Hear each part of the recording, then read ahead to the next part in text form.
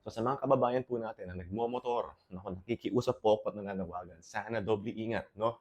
So imagine nag-e-embalm ka, tapos sa labas ng morgue, nandun yung asawa ng binabalsam mo na umiiyak at meron siyang dalawang anak na musmos, no? 4 years old, tsaka isang 2 years old, dalawang bata na walang kamuwang-muwang na yung tatay nila, binabalsam mo na at hindi na nila makikita sa buong buhay nila, no? So alam ko po na kasama po sa hanap buhay natin papunta at pauwi galing trabaho yung ating mga motorsiklo, no?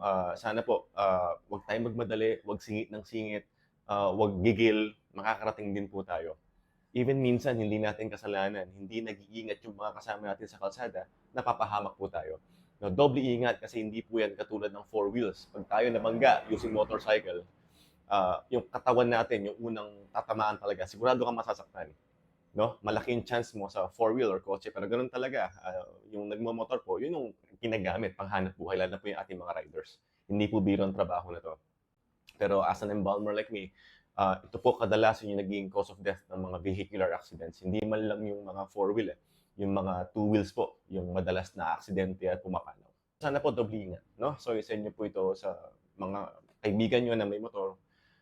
Sana na matauhan na kung mapusok sa pagmamaneho, mag-ingat at maghinay-hinay. Okay?